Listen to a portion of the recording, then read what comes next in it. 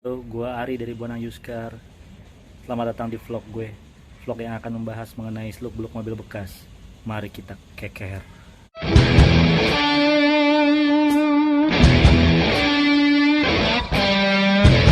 Assalamualaikum warahmatullahi wabarakatuh. Oke, teman-teman, kita jumpa di edisi perdana vlog gue nih, vlog keker yang membahas mengenai seluk-beluk mobil bekas. Hari ini gue akan membagikan informasi bagaimana sih caranya kita cari mobil bekas yang baik dan berkualitas. Secara keseluruhan sih mobil baik itu dan berkualitas itu kurang lebih kondisi mobil tersebut bisa dibilang yang mendekati kondisi baru,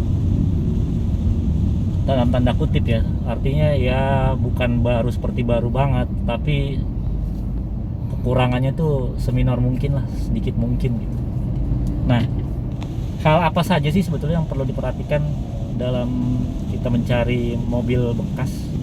Sebetulnya menurut saya ada enam hal yang perlu diperhatikan dalam mencari mobil bekas, yaitu satu, bodi; kedua itu mesin; ketiga interior; keempat transmisi; kelima kaki-kaki; dan keenam surat-surat.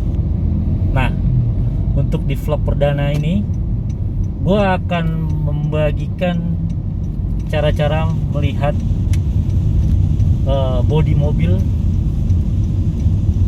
yang masih orisinil, bebas dempul dan bebas tabrakan. Sebelumnya jangan lupa like, share, komen, dan subscribe di channel gue ya. Oke, yuk kita bahas. Stay tune.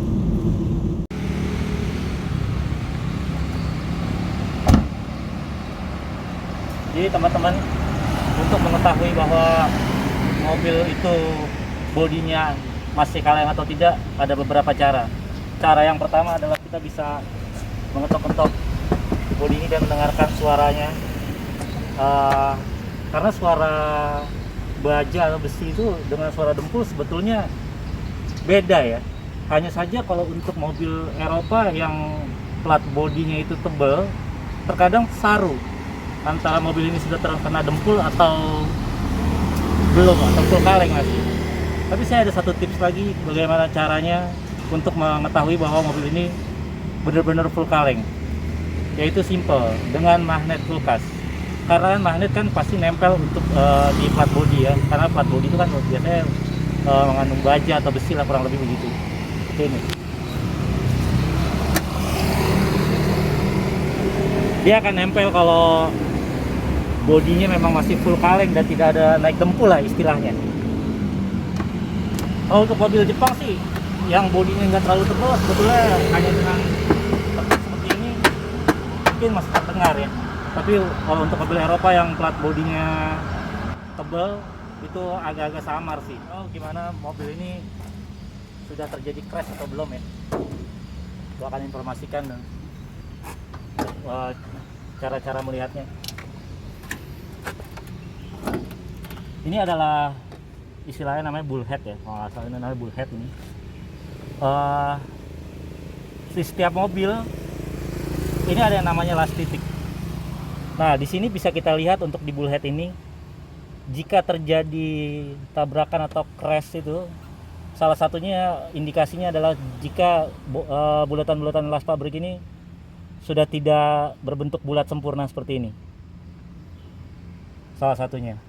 Kemudian untuk di kap mesinnya ini ada yang namanya sealant. Nah, ini sealant dari pabrik warna TPM. Kemudian ada bulatan-bulatan seperti ini, bulatan seperti ini. Kemudian ada lambang ini, nut-nut ini. Jika terjadi crash, ini juga tidak akan berbentuk sempurna seperti ini, seperti bulatan ini. Dia tidak akan bulat sempurna seperti ini, dan sealant ini juga tidak akan berbentuk lagi seperti ini karena dia sudah ada dempulan masuk biasanya. Nah, ada beberapa kasus yang kapnya sudah diganti jika terjadi crash. Nah, entah kenapa ATPM itu jika sudah diganti kapnya ini tidak ada silennya. Jadi kalau kap motor di mobil sudah ada, tidak ada silennya ini, sudah hampir dipastikan mobil itu pernah terjadi tabrakan depan. Dan bisa juga jika terjadi tabrakan parah nih, seperti tulisan-tulisan ini juga nih,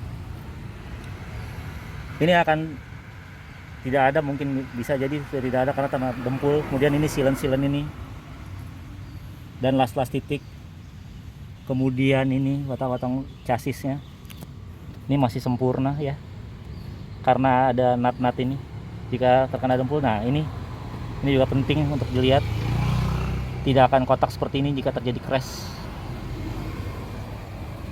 kurang lebih begitu.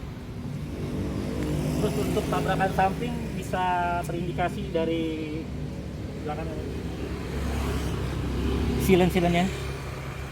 Ini silen masih utuh. Sekali lagi, kalau terjadi pergantian pintu, maksud saya, tidak ada silen ini, tidak akan ada silen.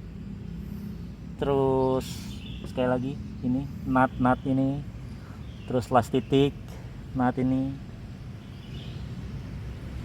masih rapi semua. Terus penutupan masih sempurna.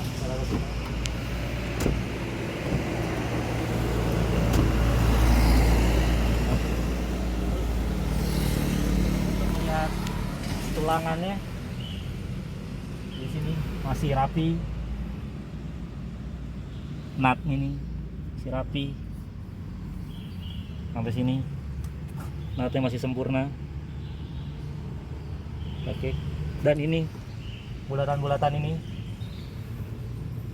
masih rapi. Kemudian untuk melihat crash dari belakang, akan infokan, bisa kita lihat, kita buka saja dari sini bak ban serep. Kita lihat di sini ada silennya, ini silen pabrik.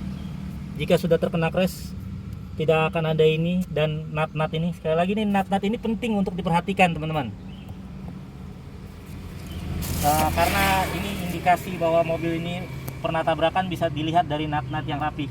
Kemudian ini masih sangat rapi, las titik, silen, dan lain-lain. Kemudian kita bisa buka ini.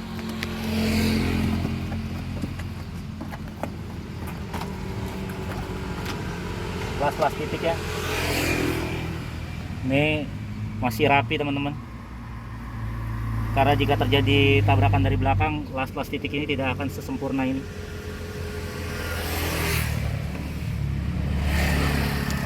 Terus las titik setelah sini mengindikasikan bahwa mobil masih sempurna, tidak pernah ada crash dari belakang. Dan silen-silen ini berarti pintu masih orisinil. Lihat ini silen-silen orisinil. Terus dan masih kaleng, tidak ada dempul sama sekali.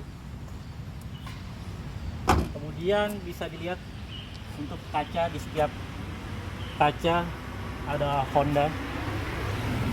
Perhatikan juga untuk setiap bagian kacanya, kiri, kanan, depan, belakang.